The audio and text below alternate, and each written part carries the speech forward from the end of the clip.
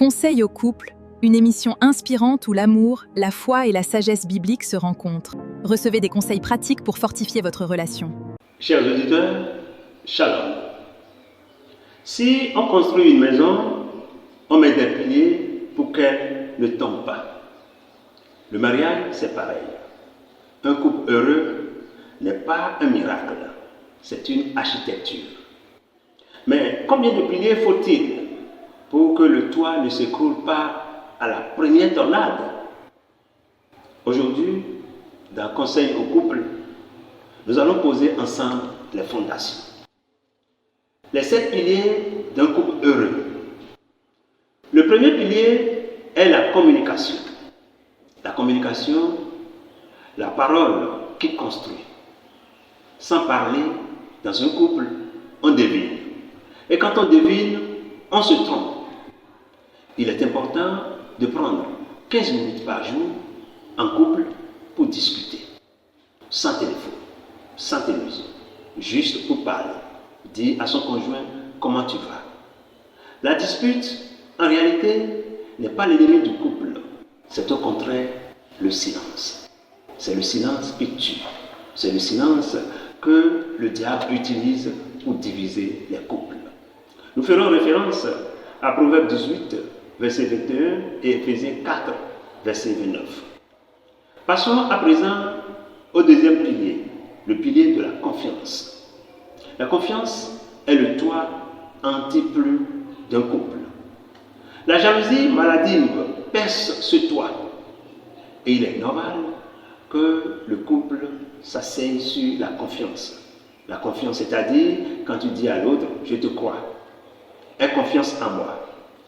Comme conseil concret, nous vous demandons d'avoir une certaine transparence sur votre téléphone. Je ne vous demande pas de fouiller le téléphone de votre conjoint, mais plutôt de permettre que cela ne cause pas le problème de confiance dans votre couple. Alors, nous allons faire référence à 1 Corinthiens 13, verset 7 et au Cantique des Cantiques 8, verset 6. À présent, parlons du troisième pilier. Le troisième pilier d'un couple heureux, c'est le respect. Le respect constitue les murs qui protègent le foyer. On ne peut pas toujours être d'accord, mais on ne doit jamais soupçonner son conjoint. On ne doit jamais injurier son conjoint. L'injure casse le couple. Il est donc interdit de dire à son conjoint « tu es nul, tu ne connais rien ». Il faut au contraire critiquer l'acte posé par le conjoint et non critiquer le conjoint lui-même. Éphésiens 5, verset 33, Éphésiens 4, verset 30 sont les références sur lesquelles nous allons nous baser pour ce troisième pilier. Passons maintenant au quatrième pilier. Le quatrième pilier est la complicité. La complicité dans le couple, c'est le ciment de la joie. C'est rire ensemble, avoir des secrets à deux, des jeux ensemble. Un couple sans rire, c'est comme une maison sans fenêtre. Conseil concret, ayez un rituel à deux. Autour d'un thé, discutez, riez. Un dimanche, sortez à Zem. Priez toujours ensemble. Ayez quelque chose que les enfants n'arrivent pas à comprendre. Référence pour cette complicité qui est le quatrième pilier du couple. Proverbe 17, verset 22. Genèse 26, verset 8.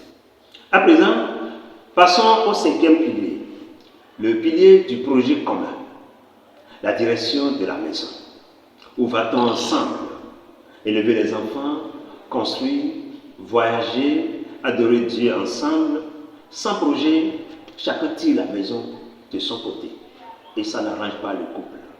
Il serait bien donc qu'à chaque mois de l'année, le 1er janvier, que vous teniez un conseil à deux et que vous établissiez vos objectifs pour l'année et les écrire. Il faut les écrire pour pouvoir les lire couramment et ne pas les perdre de vue. Genèse 2, verset 24 et Habakkuk 2, verset 2. À présent, passons au sixième pilier. Le sixième pilier d'un couple heureux, c'est le pardon. Le pardon est le kit de réparation.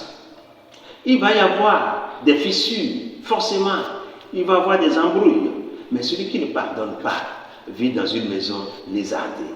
Le pardon est obligatoire. Tu ne dois pas laisser la nuit tomber sur la colère. La colère n'est pas interdite. Oui, il faut l'exprimer. Mais il faut vite pardonner et dire des propos pour ne pas blesser son conjoint.